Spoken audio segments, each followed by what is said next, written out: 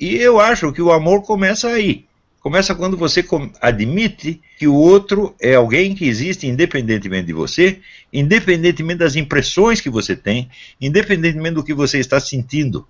Em uma sociedade de coitadinhos, vamos dizer, o amor é uma raridade. E a quase totalidade das pessoas se conhece muito mal, muito pouco. Quer dizer, vive como se estivesse tateando no escuro, tá certo? E, evidentemente, se apega a imagens, a fantasia que dão naquele momento uma impressão de segurança, de conhecimento e de domínio da situação. E com a experiência da vida você acaba vendo que tudo isso é uma ilusão. Nós nos conhecemos muitíssimo pouco, né? Eu até recomendo para as pessoas o livro do David McCraney, You Are Not So Smart, Você Não É Tão Esperto, onde ele vai ali mostrando, né, com elementos da psicologia contemporânea, que o quanto da nossa memória é falsificada, o quanto que a autoimagem é inventada e assim por diante. E um dos elementos, um dos capítulos, trata de uma coisa que se chama a síndrome ou o efeito Dunning-Kruger. Dunning-Kruger são dois psicólogos que observaram a seguinte coisa: quanto mais incapaz um sujeito menos capaz ele é de avaliar a sua incapacidade. E, portanto, com grande facilidade ele começa a se considerar superior a pessoas que ele nem tem a mais mínima condição de compreender. Então é o seguinte: quanto mais burro, mais deprecia os outros. Isso é normal no mundo inteiro. É claro que isso pode ser compensado ou reforçado por fatores sociológicos. No Brasil é extremamente reforçado. Você vê essa pleiade de incompetentes, analfabetos funcionais que nós temos aí nos altos postos e na mídia e no ensino universitário, é um fenômeno que nunca existiu no mundo. Não há nada que se compare a isso. Nada. Se você pegar assim a nossa classe universitária, professor universitário, 99% deles não sabem escrever sem cometer pelo menos um erro de português a cada 3 linhas. É um negócio absolutamente assombroso, né? O fato também de que os nossos estudantes secundários tirem sempre os últimos lugares nos testes internacionais, abaixo de estudantes da Zâmbia, da Serra Leoa, do Paraguai, etc., já mostra que alguma coisa muito séria está acontecendo. Então, essa crise, evidentemente, ela não afeta só a alta cultura. Peraí. Leila, arruma um cigarro, né? Não afeta só a alta cultura, mas afeta profundamente a vida pessoal. Quer dizer, não é só uma crise da inteligência superior. Não, é uma crise do entendimento da vida no dia a dia. As pessoas não entendem o que está acontecendo, não entendem suas próprias vidas e, portanto, não chegam a um nível mínimo de maturidade para poder tomar decisões, entender o que se passa. O resultado é um estado permanente de exasperação emocional, onde todo mundo se sente vítima, todo mundo se sente está ofendido o tempo todo, e todo mundo fica buscando compensações, e a vida com isso vai piorando cada vez mais. O pior é que essa imaturidade, essa exasperação emocional, hoje é muito explorada politicamente. Quer dizer, são correntes políticas que estão interessadas em fazer as pessoas se sentirem cada vez mais oprimidas, cada vez mais injustiçadas, para dizer, não, eu vou proteger vocês, eu vou defendê-los dos malvados, etc, etc. E com isso, estão criando um inferno, estão transformando o ódio de todos contra todos. Só que para perceber isto, e perceber qual é a raiz desse mal, a gente já precisa ter alguma maturidade, alguma experiência da vida, né? Agora, o que eu chamo de experiência da vida, não é só a experiência exterior, porque pode acontecer muita coisa na vida do neguinho, e ele não conseguir introjetar aquilo, não conseguir processar aquilo e tirar algum resultado, tirar algum conhecimento disso. Quer dizer, a pessoa, ela cresce, mas não amadurece. Quer dizer, a gente está cheio de crianças aí de 60, 70, 80 anos, né? Moleques, né? Então, nesse panorama, você falar de amor é até um negócio utópico, porque para grande parte das pessoas o amor é apenas uma coisa...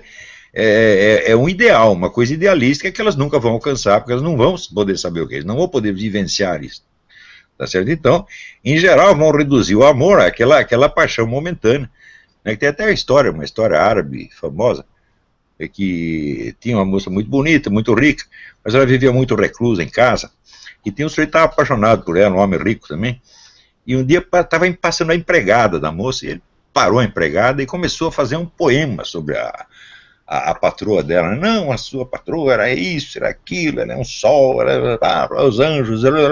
Daí, quando a empregada chegou em casa, ela disse, eu encontrei o seu fulano. Ela perguntou, o que ele disse? Aí ele disse que ele quer comer a senhora. Eu falo, mas ele falou assim? Bom, não foi bem assim, mas em substância foi isso.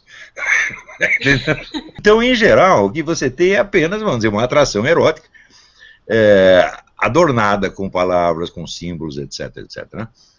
Mas a gente não pode esquecer o seguinte, a atração erótica, por mais intensa que ela seja, por mais real que ela seja, ela culmina num treco chamado orgasmo. Quer dizer, é muito rapidinho e passa, tá certo? E depois você tem um vazio, um estranhamento, um afastamento, isso é normal. É o negócio do latino, do omne animal post coitum triste. Quer dizer, todo animal depois do coito fica triste. Então, quer dizer, enquanto você está naquele processo de excitação, você vê a sua companheira de uma certa maneira. Depois que passou o orgasmo, você vê de outra. Bom, então você tem duas impressões completamente contraditórias. Tá certo? Mas o fato é o seguinte, uma impressão é causada, vamos dizer, pela excitação sexual, e a outra é causada pelo cansaço e pelo refluxo, por assim dizer, refluxo da maré. Tá certo? Então, mas a pessoa continua a mesma. Foi a sua impressão que mudou. Quer dizer, entre aquela impressão paradisíaca do começo e a impressão tediosa, ou às vezes até deprimente, que se segue, existe uma pessoa de verdade, que não é bem uma coisa e nem a outra, que é um mistério, uma coisa que nós não sabemos exatamente o que é. Ora, é só quando nós aprendemos a amar esta coisa misteriosa, que não depende de nós, é que nós chegamos, vamos dizer, na escala verdadeira do amor. Né? Antes disso, são só impressões, onde você está usando o outro como se fosse um personagem do seu teatrinho mental. Então, num determinado momento, ela representa tudo que existe de mais maravilhoso. Por quê? Porque o sujeito está excitado sexualmente. E no outro instante, ela representa, vamos dizer, o tédio, a tristeza, a depressão. Por quê? Porque ele está cansado. Né? Então, todos os seres humanos experimentam isso. Né? E eu não sou muito trouxa nessa coisa. Eu logo percebi que era assim. Eu estou vendo a pessoa de duas maneiras diferentes. Eu devo estar enganado nas duas vezes. Né? Porque, independentemente do que eu estou imaginando dela, alguma coisa ela é na realidade. E cadê esta coisa? Né? Então eu vi, ora, a gente, na verdade, não está se relacionando com a pessoa, está se relacionando com duas impressões subjetivas que a gente tem. Né? Eu digo, mas por trás deve haver uma pessoa real. Tá certo? E eu acho que o amor começa aí. Começa quando você admite que o outro é alguém que existe independentemente de você, independentemente das impressões que você tem, independentemente do que você está sentindo. E que tem lá os seus próprios sentimentos, a sua própria vida interior, a sua própria profundidade, etc, etc. E quando você começa a se interessar por isso, é isso que eu chamei, já num estudo do texto antigo, eu chamei a contemplação amorosa.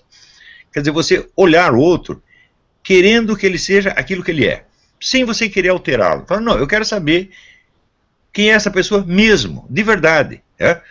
Sem que a minha imaginação a altere, sem que a enfeite, nem a deforme, nem nada. Então você ter, vamos dizer, todo o respeito pela integridade ontológica da outra pessoa. Ela é alguém que não depende de você, não foi você que criou, não foi você que inventou, tá certo? E uma pessoa pela qual você passa pela vida dela por um momento, pode ser até muitos momentos, mas ela continua independente de você, tá certo? E ninguém morre junto, né? Todo mundo morre sozinho, todo mundo nasce sozinho e morre sozinho, tá certo?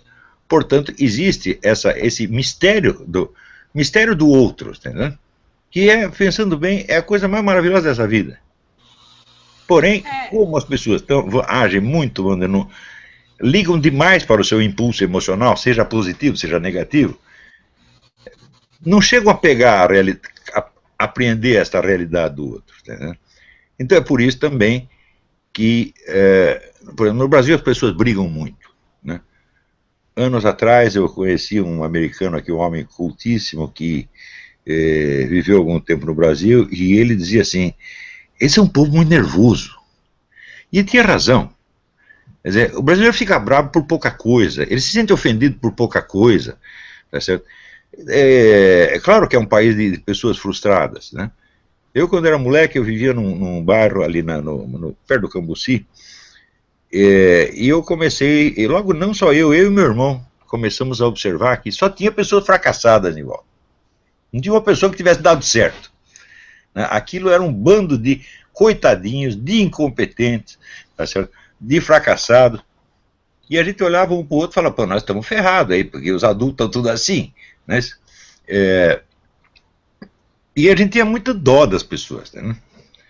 E eu lembro que eu tinha uma vizinha, ela tinha 3 filhos, e 3 filhos já crescidos, dos quais um era maluco, o outro era um bêbado, e o terceiro um coitado que se matava para sustentar todo mundo. De vez em quando, o maluco e o bêbado tinham acesso e brigavam, e a velhinha vinha desesperada. A nossa era o único telefone que tinha na rua, naquele tempo, né? Telefone era uma raridade.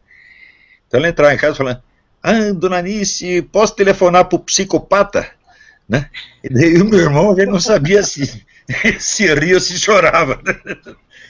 Mas eram todas as pessoas assim, os coitadinhos.